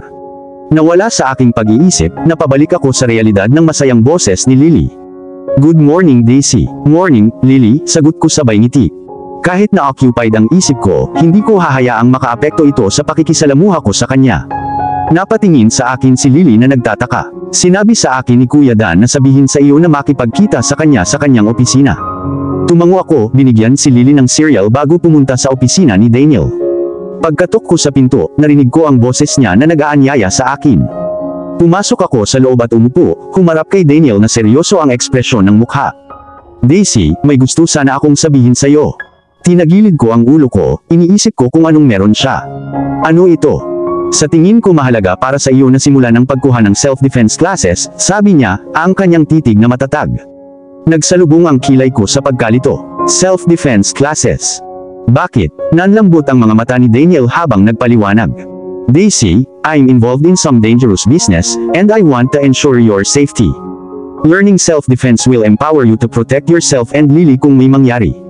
Napabuntong hininga ko, may halong pagpapahalaga at pagkabalisa. "Naiintindihan ko ang iyong pag-aalala, Daniel, but I'm not sure if I'm cut out for that kind of thing." "Nonsense," giit niya, hindi natitinag ang tono. "You're strong and capable, and I'll be there to train you personally. I have experience in martial arts." Napatingin ako sa kanya, nagulat ako sa alok niya. "Tuturuan mo ba ako?" "Oo," sagot niya na may kasamang ngiti. "Gusto kong matuto ka sa isang taong pinagkakatiwalaan mo, at naniniwala ako na ito ay maglalapit sa atin." Dahil sa pag-aalala niya, tumango ako. "Okay, Daniel, I'll give it a try." "Good," anya, halata sa boses niya ang kasiyahan. "Pwede na tayong magsimula tomorrow." Habang lumilipas ang araw, napadpad ako sa sala, sinusubukan kong magbasa ng libro, ngunit hindi ako makapag-focus. Ang pag-iisip na kumuha ng self-defense classes ay nagpabigat sa aking isipan, na nagdulot ng magkahalong pangamba at self-consciousness. Saktong nawala ako sa pag-iisip, pumasok si Lily sa kwarto, hawak-hawak ang paborito niyang stuffed animal. "Hey Daisy, what are you doing?" Ibinaba ko ang libro ko at ngumiti sa kanya. "Just trying to read, sweetie. What about you?" Umakyat si Lily sa couch sa tabi ko, magkayakap na malapit. "Can I sit with you?" "Of course," sabi ko, sabay yakap sa kanya. Natahimik kami sandali bago nagsalita si Lily. "Are you and Kuya Daniel boyfriend and girlfriend?" Tanong niya, nagniningning ang kanyang inosenteng kuryosidad. Umakyat ang init sa pisngi ko, at tumawa ako ng mahina. "No Lily, si Daniel ang boss ko, remember? Plus I told you that you and Ken still be sisters no matter what." "Oh," sabi niya, bakas sa boses niya ang pagkadismaya. "I thought you were like a princess and a prince, and you'd live happily ever after." Napangiti ako, medyo nalungkot sa inosenteng paniniwala niya sa fairy tales. "Well, sometimes things don't work out that way in real life." "I wish it did," sabi niya na medyo malungkot. "Why don't we watch a movie?" Sabi ko na pilit iniiba ang usapan. "Okay," sabi niya at umupo siya sa tabi ko at binuksan ang TV. I looked down at her, hindi ko maiwasang magpasalamat sa pagiging inosente at simple niya. Medyo gumaan ang pakiramdam ko tungkol sa masalimuot at mapanganib na mundo kung saan ako naging bahagi. Pagkatapos manood ng movie, naglalaro kami ni Lily ng hide and go seek. I couldn't find the girl anywhere. Baka nagtago siya sa opisina ng kanyang kapatid. Gusto niyang bisitahin ang kanyang kapatid doon. Naglakad ako papunta sa office ni Daniel and to my surprise, papasok siya sa office niya kasama ang isang magandang babae na may mahabang maitim na buhok at sharp suit. Natigilan ako nang mapansin ako ni Daniel. Napalingon silang dalawa sa akin, at bigla akong nakaramdam ng pagkakonsensya at selos. "Daisy, may kailangan ka ba?" Tanong niya. Hinahanap ko lang si Lily, nauutol na sabi ni Daisy na parang nahihiya. Lumingon sa akin ang mga babae. "Daniel, sino tong babaeng to? Hindi ko pa siya nakikita before." Tanong niya. "This is Daisy, Lily's nanny." "Daisy, this is Isabella," sabi ni Daniel na pinakilala ako sa babae, "she's a business associate." "Daniel please, I would like to think I'm much more than that," sabi niya sabay lagay ng kamay sa dibdib niya. Agad akong nakaramdam ng selos. "I'm sorry for intruding." "Excuse me," sabi ko, nagmamadaling umalis doon. Sa wakas ay nahanap ko na si Lily, and put her down for a nap. Sinubukan kong itago ang mga luha ko sa kanya, at magmukhang matapang.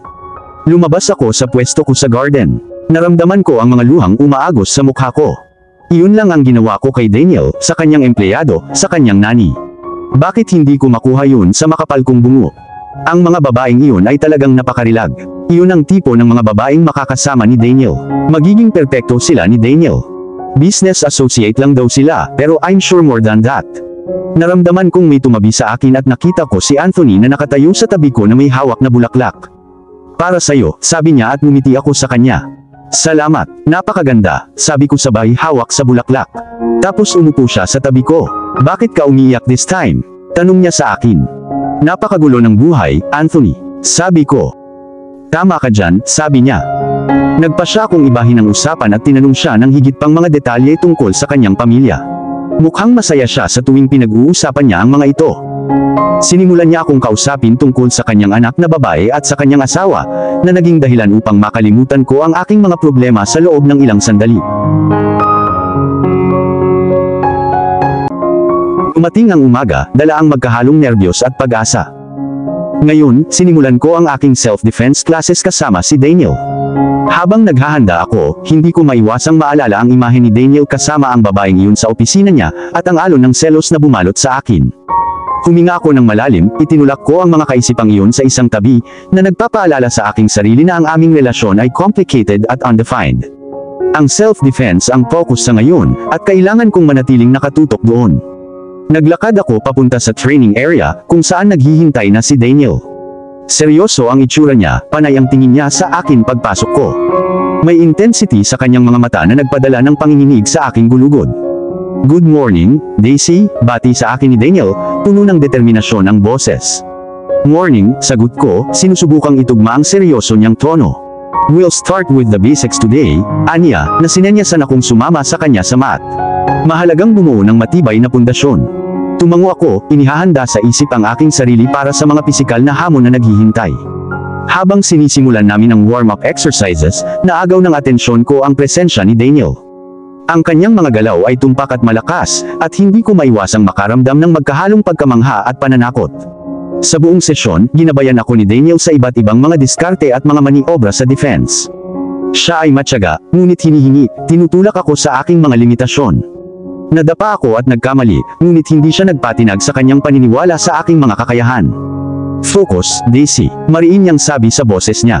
Tandaan, ang self-defense tungkol sa pagiging kamalayan at pagkontrol sa iyong sariling kaligtasan. Habang kami ay sumusuntok sa hangin, nakita ko ang sarili kong engrossed sa physicality ng lahat. Ang adrenaline ay dumaloy sa aking mga ugat, na nagpatala sa aking sentido. Ang presensya ni Daniel ay naging parehong hamon at pinagmumulan ng motibasyon. Bawat galaw niya, nasasalamin ko, determinadong patunayan ang sarili ko. At one point, I managed to block his strike, na ikinagulat naming dalawa.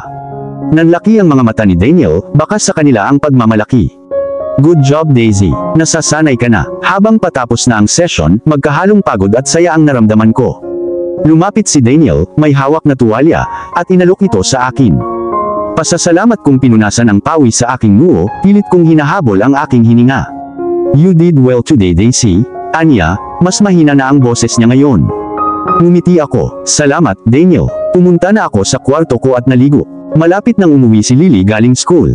Nagpa siya akong pumunta sa library. Habang naglalakad ako sa hall, nabangga ko yung babae na nasa office ni Daniel kahapon.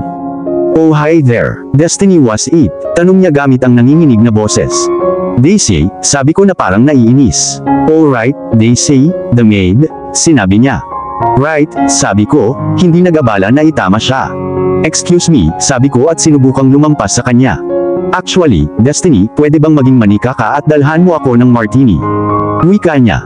Hindi ako, sasabihin ko na sana, pero bumuntong hininga ako at pumayag. Oo naman, sabi ko. Salamat, pupunta ako sa opisina ni Daniel, sabi niya habang naglalakad palayo. Bumuntong hininga ako at tinungo ang kusina. Hiniling ko kay Nancy, isa sa mga tauhan, na tulungan akong ihanda ang martini. Nagpasalamat ako sa kanya at umakyat sa taas. Kumatok ako sa pintuan ni Daniel, at narinig ko ang isang, come in. Huminga ako ng malalim at binuksan ang pinto.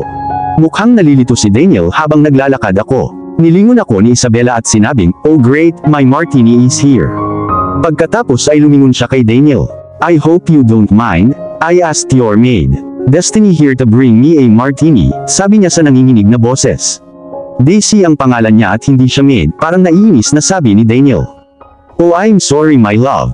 Hindi na mauulit, sabi nito sabay haplos sa kanya. Parang gusto kong umiyak. Tinawag niya itong love niya. Alam kong higit pa sila sa business associate. No, it's not. You can't come into my home and boss people around, sabi ni Daniel na nagtaas ng boses. It's fine Mr. Valentino, sabi ko. Pagkatapos ay lumapit ako kay Isabela at inabot sa kanya ang inumin. Here you go, sabi ko. Excuse me, sabi ko sabay labas ng pinto. Naramdaman ko ang pag-iinit ng mata ko. Tumingin ako sa orasan at napagtantong nandito si Lily any minute. Napagpasyahan kong magmadaling pumunta sa restroom at nilagyan ng malamig na tubig ang mukha ko. Nakarinig ako ng katok sa pinto ko, akala ko si Lily yun. Hey Lily, kamusta ang school ngayon? Tanong ko pagkabukas ko ng pinto. Tumingala ako habang hinihintay si Lily pero nakaharap si Daniel. Daisy, sinabi niya, what can I help you Mr. Valentino? Itinanong ko. Daisy, we need to talk, sabi niya. I'm sorry Mr. Valentino but Lily is due home any minute and nasa violin lesson si Lily, sabi niya. Nakalimutan kong may violin lesson ngayon si Lily. Alright, sagot ko. Daisy, we need to talk. I can't take this anymore, sinabi niya. What are you talking about Mr. Valentino? Don't call me Mr. Valentino. Call me Daniel, and I hate it when you call me Mr. Valentino, sinabi niya. Fine Daniel, look, bago ko pa matapos ang pangungusap ay hinila ako ni Daniel palapit sa kanya at hinalikan ako. I tried my best to fight him off pero hindi niya ako binitawan. Napakasarap ng pakiramdam ng labi niya sa labi ko.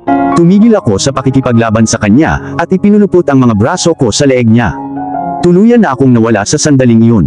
Tapos humiwalay si Daniel at pareho kaming napabuntong hininga. Tapos tumingin sa akin si Daniel at sinabing, hindi ko na kayang layuan ka Daisy. I need you. Nakatayo ako doon, nakatulala, sinusubukang i-proseso ang nangyari. Umalangaw-ngaw sa aking isipan ang mga sinabi ni Daniel, kaya napabuntong hininga ako. Hindi ko na kayang layuan ka Daisy.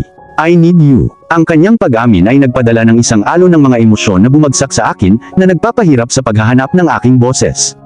Daniel, I don't know what to say, nauutol kong sabi, ang bilis ng tibok ng puso ko sa dibdib.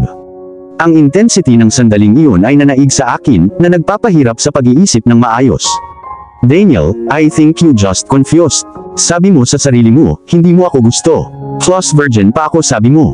Daisy, anong pinagsasabi mo? Tanong niya sa akin na mukhang naguguluhan. Sabi ni Zayden na baka interesado ka sa akin, ay dahil gusto mo akong matulog, pero sabi mo since virgin pa ako. Pinigilan niya ako sa kalagitnaan ng pangungusap sa pamamagitan ng paghila sa akin sa isang yakap. Daisy, hindi ko sinasadya yun. Alam kong yun yung sinabi ko sa harap ni Zayden pero hindi. Hindi yun ang gusto ko sa'yo, sabi niya. Humiwalay ako at tumingin sa kanya. Kung ganoon ano ang gusto mo? Tinanong ko siya. Tumingin siya sa malayo at sinabing, hindi ko alam. Daniel, you're a very confusing man. Hindi ko maintindihan kung bakit ka nandito ngayon. Hindi ko alam kung ano ang gusto mo sa akin. Ang tanging bagay na maaari kong isipin sa aking wildest dream na gusto mo mula sa akin, gusto mo bang matulog sa akin? Hindi ako matutulog sa iyo. Oo, virgin ako, at hindi ako maaaring magkaroon ng walang kwentang pakikipagtalik sa isang tao, at sinabi mo lang na ayaw mo iyon kaya lubos akong naguguluhan.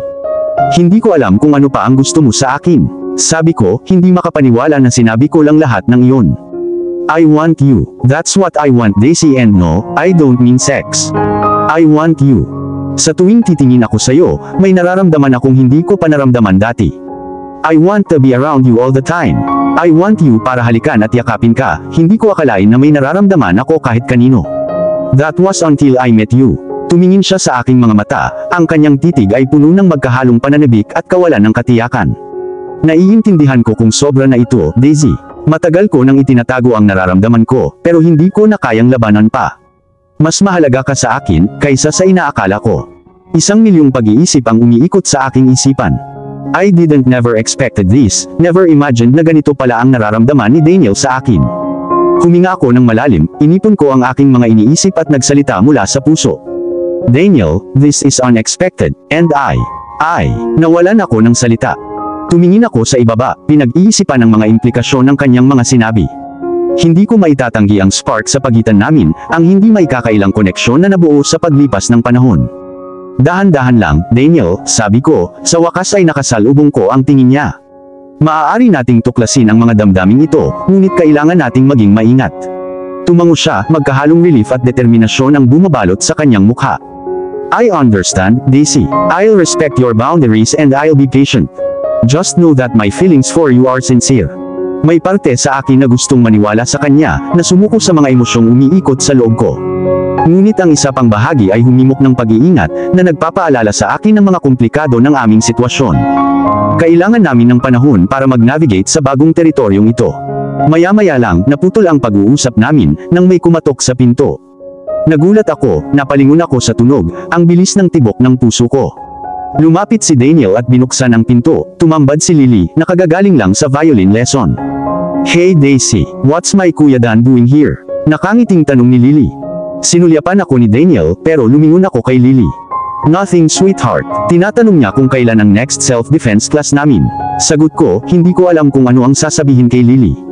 Oh okay, sumagot siya, why don't we get you something to eat? Sabi ko sabay lampas kay Daniel, at sinunggaban yung kamay ni Lily. Please nagugutom na ako, sabi ni Lily. Habang papunta kami sa kusina, hindi ko maiwasang makaramdam ng halo-halong emosyon na umiikot sa loob ko. Ang bigat pa rin ng pag-amin ni Daniel, at hindi ko mapigilan ang tindi ng sandaling iyon. Gayunpaman, kailangan ko ng oras upang i-proseso ang lahat. Masiglang nakipag-chat si Lily tungkol sa kanyang araw, ang kanyang mga salita ay lumilikha ng nakakaaliw na distraction mula sa whirlwind ng mga damdamin. Ngumiti ako at nakinig ng mabuti, nagpapasalamat sa kanyang presensya at sa pakiramdam ng normal na dulot niya sa aming buhay. Nakarating kami sa kusina, at naghanda ako ng magaan na merienda para kay Lily, sinusubukang mag-focus sa simpleng gawain. Ang pagluluto ay palaging pinagmumula ng kaaliwan para sa akin, isang paraan upang mabaon ang aking sarili sa kasalukuyang sandali. Mas kailangan ko ang katatagan na iyon kaysa dati. Kinagabihan, habang inihiga ko si Lily sa kama at agad siyang nakatulog, gayon din ako. Ang sikat ng araw sa umaga ay tumagos sa mga kurtina, dahan-dahan akong nagising. Nagising ako ng may pag-asa at kaba. Diumaha sa aking isipan ang mga pangyayari noong nakaraang araw, at hindi ko napigilang ibalik sa isip ko ang pag-amin ni Daniel. Umupo ako sa kama, huminga ako ng malalim. Mayroon akong isa pang self-defense class ngayon. Hindi ko maiwasang ma-excite na makita si Daniel. Habang naghahanda ako para sa araw na iyon, hindi ko maiwasang makaramdam ng kilig sa sarili. Sinulyapan ko ang sarili ko sa salamin, pinupuna ang bawat imperfect na meron ako. Paano ako gusto ni Daniel? Sumagi sa isip ko ang mga babaeng nakita ko sa opisina ni Daniel, na nagpapataas ng aking insecurities. Magiging karapat-dapat ba ako sa kanya? Magiging sapat na ba ako para sa kanya? Nabibilang ba ako sa mundo niya? Isinantabi ko ang aking mga pagdududa, natapos kong maghanda. Ginising ko si Lily at tinulungan ko siyang maghanda galing school. Tapos, sabay kaming bumaba. Pagpasok ko sa kusina, napuno ng hangin ang bango ng bagong timplang kape. Inaasahan kong makikita ko si Daniel. Gayunpaman, nagulat ako, naroon si Zayden. Good morning, bati niya sa amin. Good morning, sagot ko. Morning Daisy, nasaan si Daniel? Tanong niya. Ako ay nagtataka sa parehong bagay.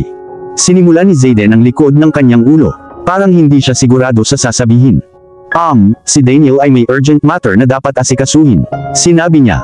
Oh, bibigyan niya ako ng self-defense classes ngayon. Oh well, sabi ko na medyo nadismaya. Actually, kaya ako nandito. Tinawagan ako ni Daniel kaninang umaga at pinakiusapan niya akong mag-train kasama ka ngayon, sabi niya. Oh sige, sagot ko. Dapat na ba tayong magsimula? Tanong niya sa akin. Sige, ihatid ko na si Lily sa school, tapos magsisimula na tayo, sabi ko, tumango naman siya. Naghanda ako ng mabilis na almusal ni Lily at dinala siya sa driveway kung saan naghihintay sa kanya ang driver. Naglakad ako pabalik sa bahay, at hinihintay ako ni Zayden. Handa ka na ba? Tanong niya, tumango ako at sinundan siya sa gym. Si Zayden ay hindi kasing tigas ng trainer gaya ni Daniel. Tinulak talaga ako ni Daniel, si Zayden naman mas relaxed. Gayunpaman, pagkatapos ng aking training session, I was sweating like a pig. You did great, papuri sa akin ni Zayden. Salamat, magaling kang guro, nakangiting sabi ko sa kanya. Then his phone rang, sinagot niya, at nagsimulang magsalita ng Italian. In-end niya na ang tawag, at parang nalungkot siya. Is everything alright? Tinanong ko siya. Yes, well, no, sabi niya. May maitutulong ba ako? Tinanong ko siya. Actually, meron. Tumawag sa akin ang secretary ko at sinabing na-reschedule lang ang isa sa mga meetings ko and I have to get there ASAP. Ang problema kasi, pinapadala sa akin ni Daniel ang document sa office. Hindi ko kayang ipadala na lang sa kahit kanino dahil sa mundo namin, wala talaga kaming tiwala kahit kanino. Alam kong may tiwala si Daniel sa'yo. Would you mind taking him the file yourself? Tanong niya. Sure, sagot ko. Niyakap ako ni Zayden. Salamat, Daisy. The best ka, sabi niya sabay abot sakin ng file. Tatawagan ko ang receptionist at ang sekretarya ni Daniel at tatawagan ko sila na pupunta ka para papasukin kanila. Sinabi niya. Sige, maliligo lang ako ng mabilis, at pupunta na ako, sabi ko. Perfect. Thanks again Daisy, sabi ni Zayden habang papalabas ng kwarto. Pumunta ako sa kwarto ko at naligo ng mabilis at nagpalit. Naglakad ako papunta sa driveway, at naghihintay na sa akin ang isa sa mga driver. Hindi naman masyadong mahaba ang biyahe papuntang opisina. Napatingin ako sa building at napanganga. Si Daniel talaga ang isa sa pinakamayamang tao sa mundo. Pumasok ako sa loob at kinausap ang receptionist. Masasabi kong hinuhusgahan niya ako. Tiningnan niya ako at saka tinuro kung saan ako pupunta. Sa paglalakad sa paligid, nakaramdam ako ng labis na hindi komportable at intimidated. Magkaibang mundo talaga kami ni Daniel. Umakyat ako sa pinakataas na palapag at hinanap ang sekretarya ni Daniel. Katulad ng receptionist, tinignan niya ako tapos binigyan niya ako ng side eye at sinabi kung saan ang office ni Daniel. Naglakad ako papunta sa pinto. Kakatok na sana ako, pero napansin kong nakabukas ito ng bahagya, kaya dahan-dahan ko itong itinulak sabay katok. Daniel, it's me, Daisy. Zayden asked me to drop off this. Sinimulan kong sabihin, ngunit naputol ang tingin ko sa harapan ko. Nakaupo si Daniel sa upuan niya, at nasa ibabaw niya si Isabella, at naghahalikan sila. Nanlaki ang mata ni Daniel, at sinabi niyang, Daisy, what are you? Pero hindi ko na siya pinatapos sa pangungusap. Mr. Valentino, I am extremely sorry to interrupt. Zayden asked me to drop off this file for you. May nakita akong maliit na lamesa sa may pintuan at inilapag ang dokumento. I'll be on my way, sabi ko, nagmamadaling lumabas ng opisina niya.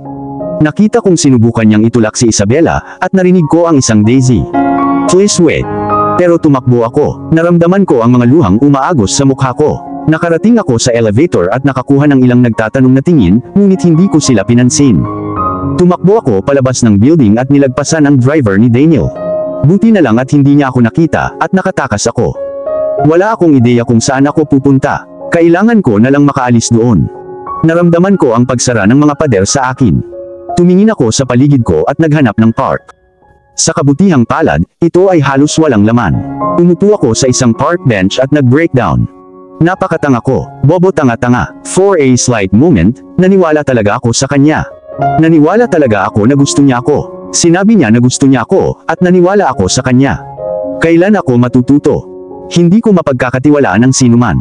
Tinuruan ako ng aking ama na huwag magtiwala sa sinuman. Paano ako magiging tanga? Pinunasan ko ang luha ko at tinignan ang oras and it was 12 p.m. Malapit nang umuwi si Lily. For a second naisipan kong tumakbo. Kaya kong umalis, kaya kong tumakas, tulad ng paglayas ko sa bahay. Sigurado akong madali akong mapapalitan ni Daniel. Nasa kanya ang lahat ng pera sa mundo. Kaya niya akong palitan, pero hindi ko kayang gawin yun kay Lily. Yung babaeng may pusong ginto. Sinabi ko sa kanya na pwede kaming maging magkapatid, at lagi akong nandyan para sa kanya.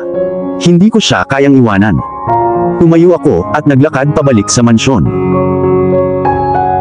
Nakarating na ako sa front gate ng mansyon, at mukhang naaliw ang security guard nang makita ako. Salamat at nandito ka, miss. Nababaliw na ang Don sa paghahanap sa iyo, sabi niya, pero nanatili akong tahimik. Kakaiba na marinig ng mga tao na tinutukoy si Daniel bilang ang Don. Pinapasok niya ako, at nakita kong nilabas niya ang phone niya. Habang naglalakad ako patungo sa main entrance, naramdaman ko ang galit na presensya ni Daniel. Where the hell were you? Bulalas niya, ngunit nagpa siya akong hindi siya pinansin, at nagpatuloy sa paglalakad lampas sa kanya. Hinawakan niya ang braso ko, pinipigilan akong makagalaw pa. Frustrated, tinignan ko siya sa mata at nagsalita ng mariin, Mr. Valentino, I am your employee. Do you interrogate all of your employees about their whereabouts when they are not working? Tinitigan niya ako ng matindi. Pwede bang bitawan mo ang braso ko? Tanong ko sa kanya at binitawan niya ang pagkakahawak niya sa braso ko. I was worried about you, mahina niyang sabi. I am capable of taking care of myself, Mr. Valentino. You don't need to worry, sagot ko na pilit na pinapanatili ang aking kalmado. Now, if you'll excuse me, napaatras ako, sinubukang lumayo. Gayunpaman, sa pagkakataong ito, ginulat ako ni Daniel sa pamamagitan ng paghila sa akin sa isang yakap. Napasinghap ako sa biglang paglapit. I'm sorry, sincero niyang sabi. I'm sorry sa pagsigaw ko sa iyo. Sinubukan kong kumawala, pero malakas ang hawak niya. Naiintindihan ko na nagagalit ka, ngunit ang nakita mo ay hindi kung ano ang tila, paliwanag niya. Nag-ingat ako na hindi na muling mahulog sa kanyang mga sinabi. Sinabi sa akin ni Zayden ang tungkol sa urgent meeting ni Daniel, kaya naman hindi siya nakapag-training sa akin. But then I discovered him with another woman in his office. Tila isang maginhawang dahilan para makasama siya. Bago ko maipahayag ang aking pag-aalinlangan, nagpatuloy siya. Alam ko kung ano ang iniisip mo, at mali ka. Mayroon nga akong mahalagang business meeting sa ama ni Isabela ngayon. Pinilit niya akong makita ngayon, at hindi ako makatanggi. Isabela tagged along but refused to leave. Pumasok siya sa opisina ko, at nang sabihan ko siyang umalis, umupo siya sa kandungan ko at sinimulan akong halikan. Agad ko siyang tinulak palayo, at nang makita ko ikaw sa pintuan ng aking opisina, paliwanag niya. Hindi ko alam kung ano ang paniniwalaan ko. Hinawakan pa rin ako ni Daniel sa braso, ayaw bumitaw. Maya-maya, binitawan niya ako pero nanatiling nakalak ang tingin niya sa akin. Please say something, Daisy, bulong niya. I don't know what you want me to say. Sagot ko, napababa ang mga mata ko. Gusto kong magtiwala sa kanya, ngunit mahirap humanap ng logical na paliwanag para sa kanyang nararamdaman sa akin. Say you'll forgive me, pakiusap niya, itinaas ang baba ko gamit ang daliri niya para salubungin ang mga mata niya. I mean what I said yesterday, Daisy. I have genuine feelings for you. Feelings na hindi ko pa nararanasan dati, pagtatapat niya. Hinanap ko ang kanyang mga mata, desperadong naghahanap ng sinseridad. Daniel, kahit paniwalaan at patawarin ko ikaw, hindi tayo bagay, sabi ko habang tumutulo ang mga luha ko. You and I just don't make sense. We came from completely different worlds. You should be with someone of your status, I added, trying to make sense of the situation. To hell with everything and everyone, madamdamin niyang pahayag. Ang kailangan ko lang malaman ay kung may nararamdaman ka ba para sa akin. Are you drawn to me like I am drawn to you? Nanatili ang titig niya sa akin. Oo, pero, nagsimula akong sumagot. Iyon lang ang kailangan kong malaman, sumingit siya, hinila ako sa isang mapusok na halik. Ibang-iba ang halik na ito sa anumang pinagsaluhan namin noon. Puno ito ng pangangailangan at pagnanais. Pinulupot ko ang mga kamay ko sa leeg niya, at sinubukang hilahin siya palapit sa akin. Matapos ang tila habang buhay, humiwalay kami, pareho kaming hinihingal. Daisy, I tried to be patient and give you space, but I can't take it anymore. Nababaliw na ako. Please tell me you'll be mine, sabi niya, at nanlaki ang mata ko.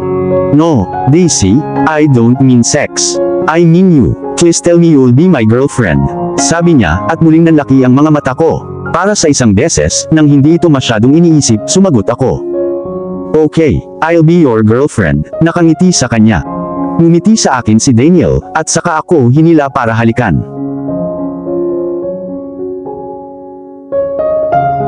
At dito na po, nagtatapos ang part 5 ng ating kwento. Sabay-sabay po nating abangan ang susunod na kabanata. Maraming salamat po, God bless and ingat po tayong lahat.